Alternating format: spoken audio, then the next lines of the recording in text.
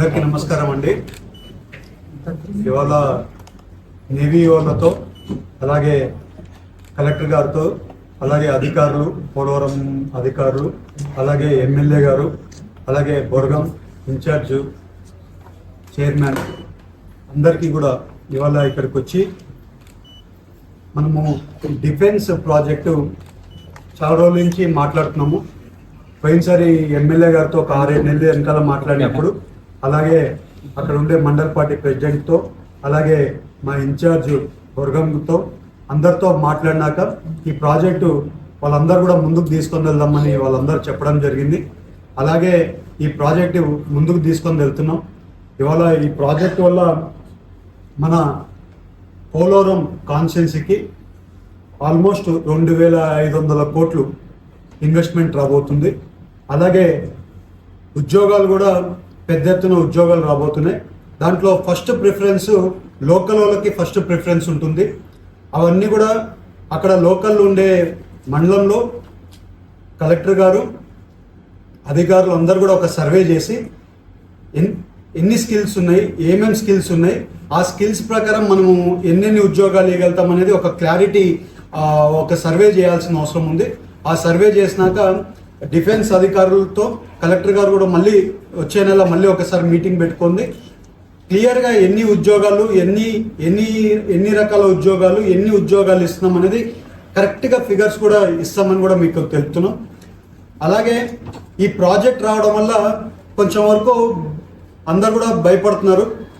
ఇలాంటి ప్రాజెక్ట్స్ ఇండియాలో చాలా వరకు ఇలాంటి ప్రాజెక్ట్స్ ఉన్నాయి. వైజాగ్లోనే 600 ఎకరాలు మధ్యలోనే, వైజాగ్ నడి మధ్యలో ఈ ప్రాజెక్టు ఎప్పుడో నుంచి ఉంది. 1944 నుంచి ఈ ప్రాజెక్ట్స్ కడతానే ఉన్నారు, జరుగుతూనే ఉంది.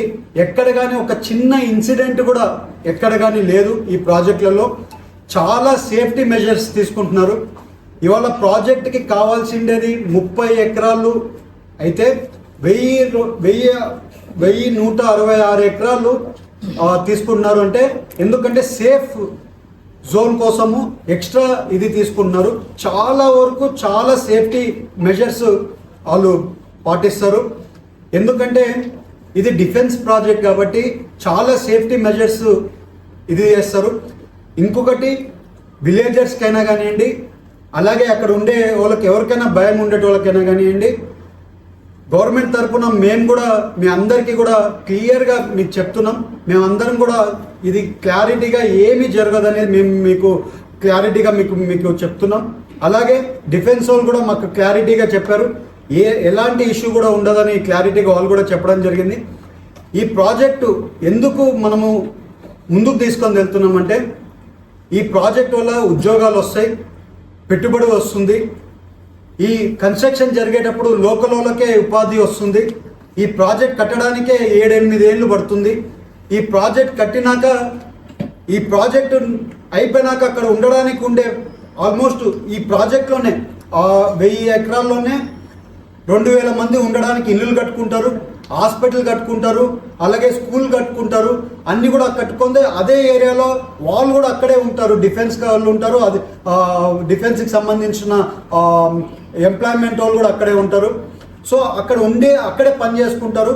చాలా వరకు వచ్చిపోయే జనాలు ఎక్కువ ఉంటారు. అలాగే ఇది ఒక సిటీ లాగా డెవలప్ అవడానికి చాలా వరకు అవకాశం ఉంటుంది. అక్కడ 2000 మంది ఉంటున్నారంటే 10,000 మందికి అక్కడ తినడానికో లేకుంటే ఉండడానికో హాస్పిటల్సో లేకుంటే హోటల్స్కో పలాని ఎకనామికల్ యాక్టివిటీ డెవలప్ అవుతుంది ఆ ఏరియాలో. ఈ ప్రాజెక్టు మన ఏలూరు పార్లమెంట్కే పెద్ద ప్రాజెక్టు. అందరు కూడా మీ అందరికీ మేము ఎందుకు కన్విన్స్ చేస్తున్నాము, ఎందుకు మీ అందరికీ ఇంతకన్నా చెప్తున్నామంటే, ఇది మంచి ప్రాజెక్టు, ఎక్కడ కానీ ఏది ఇబ్బంది ఉండదు. ఈ ప్రాజెక్ట్ రావడం వల్ల అందరికీ మేలే జరుగుతుంది, కానీ ఎవరికి కీడు మాత్రం 100% జరగదు అనేది కూడా మీకు తెలుపుతున్నాం. అలాగే R&R ప్యాకేజ్లలో ఆల్మోస్ట్ 470 నుంచి 420 కోట్లు వాళ్ళు అలాట్మెంట్ చేస్తారు. ఆ డబ్బులు కూడా మనము ఎంత అవసరం ఉందో ఇంకొక రూపాయి ఎక్స్ట్రానే ఇస్తారు, కానీ తక్కువ మాత్రం ఇవ్వరు. ఎక్స్ట్రా ఇచ్చి మనం R&R ప్యాకేజ్ తీసుకొని మనం అక్కడి నుంచి ఉండే ఇల్లులో వీళ్ళందరూ షిఫ్టింగ్కి ఎవరు ఉన్నారో వాళ్ళు సంతోషంగా వాళ్ళందరూ సంతోషం అయిపోయింది, వాళ్ళందరూ సంతోషపడినాకే మేము వాళ్ళని షిఫ్టింగ్ చేస్తాం. అందరినీ సాటిస్ఫాక్షన్ చేసినాకే ముందుకు వెళ్తారు. ఎక్కడ కానీ ఈ ప్రాజెక్ట్ వల్ల మనకే అడ్వాంటేజ్ తప్పితే ఎక్కడ కానీ డిసడ్వాంటేజ్ లేదు. ఈ ప్రాజెక్ట్ రావడం వల్ల ఈ ప్రాజెక్ట్ మంచి ప్రాజెక్టు. ఎక్కడో వేరే ఊర్లోకి వెళ్ళిపోతుంటే మన ఏలూరులో ఉండాలని చాలా వరకు మనం ప్రయత్నం చేస్తాం. కొన్నిసార్లు కొన్ని మాటలు చాలామంది చెప్పారు, బట్ మాకు ఆ మాటలన్నీ కూడా చాలా వరకు తప్పు. ఈ ప్రాజెక్టు వల్ల ఎవరికి అడ్వాంటేజ్ ఏం ఉండదు. ఈ ప్రాజెక్టు సెంట్రల్ గవర్నమెంట్ ప్రాజెక్టు. ఈ ప్రాజెక్టు వాళ్ళే కన్స్ట్రక్షన్ చేస్తారు, వాళ్ళే అన్నీ చేస్తారు. ఇక్కడ లోకల్లో అధికారులకైనా కానివ్వండి, లేకపోతే నాయకులకైనా కానివ్వండి ఎలాంటి సంబంధం ఉండదు. ఎందుకంటే సెంట్రల్ గవర్నమెంట్ నుంచి వాళ్ళే అన్ని కూడా పనులు చేస్తారు. సో వాళ్ళు చేసే దాంట్లో లోకల్లో ఉపాధి మాత్రం కల్పిస్తారు, లోకల్లో ఎంప్లాయ్మెంట్ కల్పిస్తారు. అలాగే ఈ కన్స్ట్రక్షన్ జరిగేటప్పుడు లోకల్ వాళ్ళని అందరినీ వాడుకొని, లోకల్ కాంట్రాక్టర్స్ని అందరినీ వాడుకొని కన్స్ట్రక్షన్ చేసుకుంటారు. సో దీనివల్ల చాలా వరకు ఉపాధి కలుగుతుంది. పోలవరంలో కూడా చాలా మందికి ఉపాధి కలుగుతుంది. ఈ ప్రాజెక్ట్ రావడం వల్ల ఏలూరుకి ఇంత మంచి ప్రాజెక్ట్ మళ్ళీ ఎప్పుడు కూడా ఇంకొక 20 ఏళ్ళ వరకు కూడా మనం తిరిగి చూడలేము మళ్ళీ ఇట్లాంటి ప్రాజెక్ట్ రావాలంటే. అందుకని ఇలాంటి ప్రాజెక్టు మనము రావాలని మీరు అందరూ వెల్కమ్ చేయండి. అందరూ మంచి మనసుతో ముందుకు వెళ్దాం. ఈ ప్రాజెక్ట్ వల్ల చాలా అడ్వాంటేజెస్ ఉన్నాయి.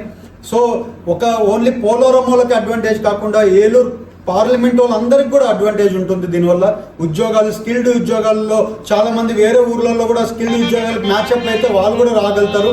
చాలా వరకు అడ్వాంటేజ్ ఉంటుందని కూడా మీ అందరికీ తెలుస్తూ ఈ ప్రాజెక్ట్ని ముందుకు తీసుకొని వెళ్ళడానికి ఎమ్మెల్యే గారిని, అలాగే బొర్గం గారిని, కలెక్టర్ గారిని, జాయింట్ కలెక్టర్ గారిని, అలాగే అధికారులని అందరినీ కూడా రిక్వెస్ట్ చేస్తాం. ఈ ప్రాజెక్ట్ ముందుకు తీసుకొని వెళ్దాం. ఈ ప్రాజెక్ట్ని ముందుకు తీసుకొని వెళ్ళి ఈ ప్రాజెక్ట్ని సక్సెస్ చేద్దాం. ఈ ప్రాజెక్ట్ రావడం వల్ల ఏలూరు పార్లమెంట్లో ఎకనామికల్ యాక్టివిటీలో ఆల్మోస్ట్ 1000 కోట్లు ఎకనామికల్ యాక్టివిటీ ఎవ్రీ ఇయర్ జరగబోతుంది. ప్రాజెక్ట్ కన్స్ట్రక్షన్లో 200 కోట్లు 300 కోట్లు సంవత్సరానికి జరుగుతుంటుంది. అది అయిపోయినాక ప్రాజెక్ట్ అయిపోయినాక ఒక 1000 కోట్ల ఎకనామికల్ యాక్టివిటీ రెగ్యులర్గా జరుగుతుంటుంది. ఇది మనకి ఎకనామికల్గా మనము బ్యాక్వర్డ్ ఏరియాస్లలో ఎకనామికల్ యాక్టివిటీస్ జరగాలి. అక్కడ కూడా మంచిగా ప్రజలకి ఫైనాన్షియల్గా స్ట్రాంగ్ అవ్వాలి. దానివల్ల ఎప్పుడు కూడా వాళ్ళు ఒకరి మీద డిపెండ్ కాకుండా వాళ్ళ సొంత కాలంలో నిలబడతారనేది మంచి ఉద్దేశంతో ఈ ప్రాజెక్టు ముందు తీసుకొని వెళ్ళాలని మా ఉద్దేశం. మీరు అందరూ కోఆపరేట్ చేయండి. ఈ ప్రాజెక్ట్ ముందు తీసుకొని వెళ్దామని మీ అందరికీ తెలుస్తూ నాకు అవకాశం ఇచ్చిన ప్రతి ఒక్కరికి పేరు పేరున ధన్యవాదాలు, నమస్కారం.